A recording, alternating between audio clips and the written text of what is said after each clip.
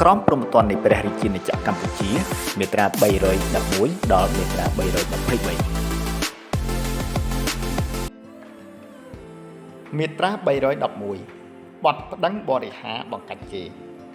ការប្តឹងបរិហាបង្កាច់គេគឺជាអំពើប្តឹងបរិហាអំពីអំពើដែលគេដឹងថាមិនពិតហើយដែលនាំឲ្យមានទណ្ឌកម្មព្រហ្មទណ្ឌឬវិន័យកាលបើការប្តឹងបរិហានេះត្រូវបានផ្ញើទៅដល់អាជ្ញាធរមានសមត្ថកិច្ចដើម្បីចាត់ការដូចជាចៅក្រមមន្ត្រីនគរបាលយុតិធម៌ឬនយោជកឬបុគ្គលដែលមានអំណាចប្តឹងទៅអាជ្ញាធរមានសមត្ថកិច្ចមាត្រា312ទោសដែលត្រូវអនុវត្តនិងលក្ខខណ្ឌនៃការចោទប្រកាន់ការប្តឹងបរិហាបង្កាច់គេត្រូវផ្តន្ទាទោសដាក់ពន្ធនាគារពី1ខែទៅ1ឆ្នាំនិងពិន័យជាប្រាក់ពី1សែនរៀលទៅ2លានរៀលបណ្ដឹងអាជ្ញានៃបទល្មើសនេះផុតអាជ្ញាយុកាលក្នុងរយៈពេល1ឆ្នាំចំណុចចាប់ផ្ដើមនៃអាជ្ញាយុកាលនេះត្រូវចាប់គិតពីថ្ងៃដែលបណ្ដឹងបរិហាបង្កាច់គេបានមកដល់ឬថ្ងៃដែលពាក្យប្តឹងបានដាក់មកអាជ្ញាធរមានសមត្ថកិច្ចក្នុងករណីដែលអំពើប្តឹងបរិហាបង្កាច់គេនេះនាំឲ្យមានការចោទប្រកាន់ខាងព្រហ្មទណ្ឌនីតិវិធីដែលផ្ដើមអំពីបទប្តឹងបរិហាបង្កាច់គេនោះនាំឲ្យផ្អាកអាជ្ញាយុកាលរហូតដល់ពេលបញ្ចប់កិច្ចចោទប្រកាន់មាត្រា313ទោសបន្ថែមប្រភេទនិងរយៈពេលចំពោះបទមជ្ឈិមដែលមានចែងក្នុងផ្នែកនេះទោសបន្ថែមដូចតទៅនេះអាចត្រូវបានប្រកាស 1. ការបិទផ្សាយសេចក្តីសម្រេចផ្តន្ទាទោសសម្រាប់រយៈពេល2ខែយ៉ាងច្រើន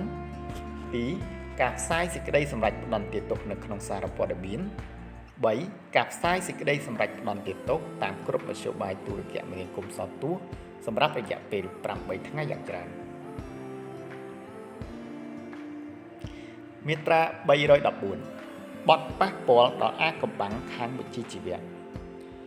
បុគ្គលដែលកាន់កាប់ព័ត៌មានដែលមានលក្ខណៈអាថ៌កំបាំងដោយមូលហេតុនៃស្ថានភាពមុខរបរមុខងារបេសកកម្មរបស់ខ្លួនត្រូវផ្តន្ទាទោសដាក់ពន្ធនាគារពី1ខែទៅ1ឆ្នាំ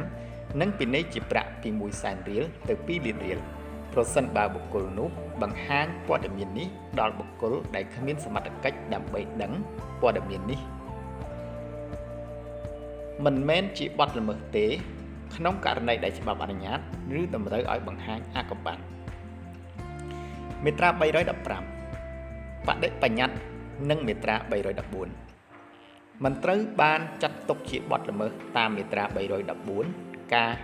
បទប៉ះពាល់ដល់អាថ៌កំបាំងខាងវិជ្ជាជីវៈនៃក្រមនេះទេប្រសិនបើបុគ្គលណាម្នាក់បានដឹងហេតុនេះក្នុងឱកាសប្រកបវិជ្ជាជីវៈរបស់ខ្លួនហើយបង្ហាញដល់អាជ្ញាធរតុលាការរដ្ឋបាលឬវេជ្ជសាស្ត្រអំពីការធ្វើបាបអនិច្ចជនអាយុតិចជាង15ឆ្នាំមាត្រា314ទោសបន្ថែមប្រភេទនិងរយៈពេលចំពោះបទមជ្ឈិមដែលមានចែងក្នុងផ្នែកនេះទោសបន្ថែមដូចតទៅនេះអាចត្រូវបានប្រកាស 1. ការហាមឃាត់ចំពោះការប្រកបវិជ្ជាជីវៈកាលបើបទល្មើសនេះបានប្រព្រឹត្តនៅក្នុងការប្រកបវិជ្ជាជីវៈឬនៅក្នុងឱកាសនៃការប្រកបវិជ្ជាជីវៈនេះជាស្ថាពរឬសម្រាប់រយៈពេល5ឆ្នាំយ៉ាងច្រើន 2. ការបិទផ្សាយសេចក្តីសម្រេចផ្តន្ទាទោសសម្រាប់រយៈពេល2ខែយ៉ាងច្រើន 3. ការផ្សាយសេចក្តីសម្រេចផ្តន្ទាទោសនៅក្នុងសារព័ត៌មាន 4. ការផ្សាយសេចក្តីសម្រេចផ្តន្ទាទោសតាមគ្រប់មធ្យោបាយទូរគមនាគមន៍សោតទោសសម្រាប់រយៈពេល8ថ្ងៃយ៉ាងច្រើនមាត្រា317បទប៉ះពាល់ដល់ការឆ្លើយឆ្លងតាមលិខិតអំពើបើកបំបត្តិចោលធ្វើឲ្យយឺតយ៉ាវឬបង្វែរលិខិតឆ្លើយឆ្លងដែលផ្ញើទៅតន្ត្រីជនដោយគំនិតទុច្ចរិតត្រូវផ្តន្ទាទោសដាក់ពន្ធនាគារពី1ខែទៅ1ឆ្នាំនិងពិន័យជាប្រាក់ពី1សែនរៀលទៅ2លានរៀល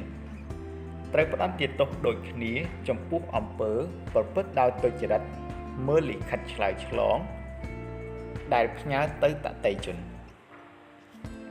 មាត្រា318បទប៉ះពាល់ដល់ការសម្ងាត់នៃការសន្ទនាតាមទូរស័ព្ទអំពើប្រព្រឹត្តដោយគំនិតទុច្ចរិតស្ដាប់ឬធ្វើ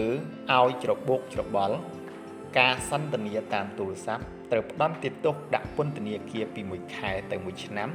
និងពិន័យជាប្រាក់ពី1សែនរៀលទៅ2លានរៀលត្រូវផ្តន្ទាទោសដូចគ្នាចំពោះអំពើប្រព្រឹត្តដោយទុច្ចរិតចាប់ធ្វើឲ្យច្របូកច្របល់មើលឬស្ដាប់សារដែលផ្សាយចេញតាមផ្លូវទូរគមនាគមន៍មាត្រា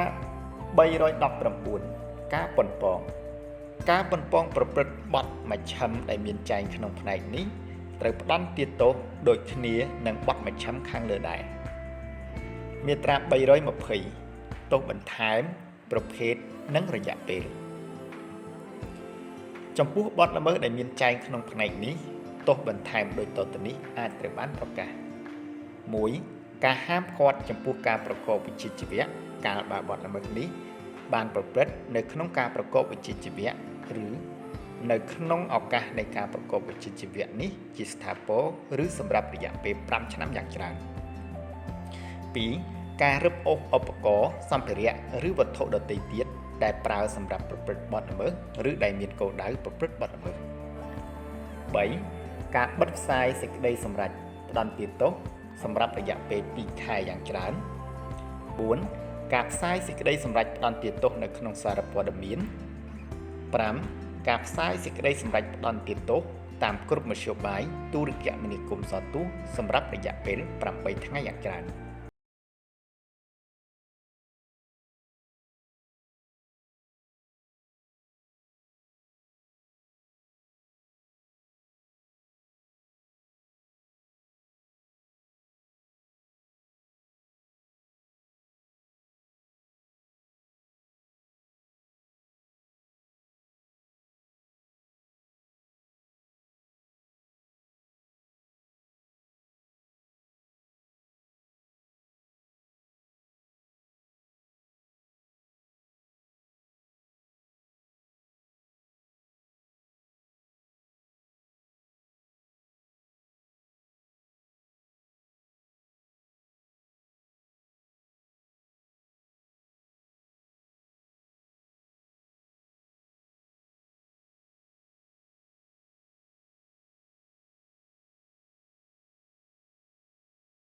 1. ការដកសិទ្ធិខ្លះជាពលរដ្ឋសម្រាប់រយៈពេល5ឆ្នាំយ៉ាងច្រើន